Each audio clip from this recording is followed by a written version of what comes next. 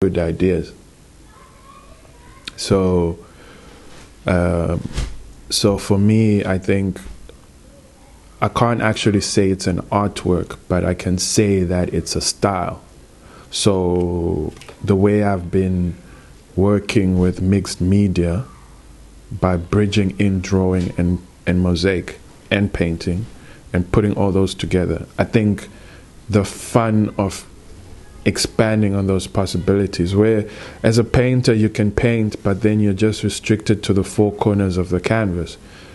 If you draw, you're just restricted to the mark making of the drawings you make. But then if you expand on your mediums and you sort of like try to merge them together, there's a new aesthetic that you form with all those mediums, and it makes it more fun. So for me, it's much more about so currently it's much more about forming 3D sculptural effects using different type of methods that I've learned over the years. So I think for now that's it. But I don't know. In the next 3 or 4 years, it'll be something different. But that's because with artworks, with a specific artwork, you can love it in the studio, but when it's out there, you don't really have the same love you had for it when you finished it. And I know a lot of artists would agree with me that once they make an artwork, there's a time where you feel like as if you're divorced with the artwork. It's like the same feeling you had with it in the studio is no longer the same feeling you have with it in the gallery, or when somebody buys it, or when you see it after 5 or 10 years, because it represented a certain type of era and whatsoever. But I think for me currently it's just more about the style, the execution, what you're able to build in that's new, that you haven't done before. So I think that's currently it's the mixed media. Yeah.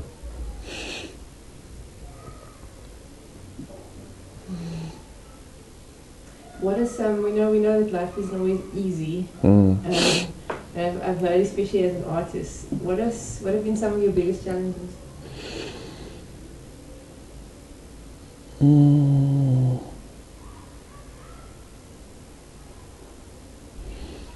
I think my challenges as an artist have always been about dealing with isolation. I mean, a lot of people struggle with money. So if an artist struggles with money, the artist will also shares the same experience with somebody who has a 9-to-5. The only difference is that someone who has a 9-to-5 job has a sense of security and base, but also it doesn't mean that they're very good at keeping money or using money. A lot of artists' money is locked up in their work. I think my challenge has always been about isolation. Like, artists are not that united in this country. They're not respected, they're not united, they don't love each other as much.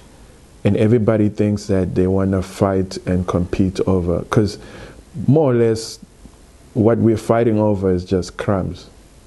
Like, I always think about it in this way, like, you sell your work or someone else sells work, but then that work after 100 or 300 years is going to become millions.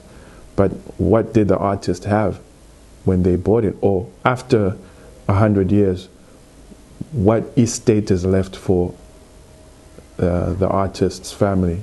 So in the broader scheme of things, we have to look at how also money separates artists and the love for the craft and a whole lot of things. So my challenge has always been, like, a lot of people, there's a lot of cliques. People work in isolation, or people commune in cliques and whatsoever. So it's always been like people have their struggles, but they don't want to share, or they don't have time to share their struggles because they're busy fighting or looking for the best project. Because that's the thing about being an artist. You always have to come up with something bigger and better. but then what happened in between you were what happened between the current project you're in and the previous project? Where were you able to sort of like commune with other artists and sort of like be able to understand what they're going through and stuff like that? So it's very hard to sort of like create unions with artists and stuff. Artists only collaborate when there's a necessary threat to society. But when there isn't, artists just chill in their own corners and claim to be gods. So that's the challenge. I feel there's a lot of division amongst artists, especially in this country. So yeah. So if you can imagine a young person at school thinking about knowing that they're great at art, they may have done an art class, and they're thinking about possibly having a career as an artist, what advice would you give them?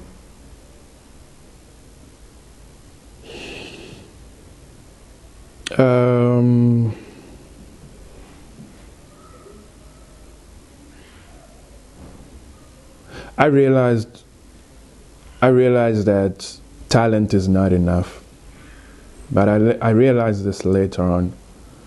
There's a misconception about talent and prosperity. A lot of people think that talent is a lot of money, but it's not. Hard work is a lot of money. It brings in progress, change, and money. But my advice to the young kids who are in high school wanting to be artists or whatever, they need to have thick skin. Some of the best artists I've known have lived in the streets for the work they make. Some of the artists that I've known died poor and never were given the acknowledgement that they deserve. And for the young kids who are in high school want to be artists, I think there's a within the industry of art and the kids who are in high school, there's either a mirage or a misty area where the mist needs to settle so that they can see the broader picture of it.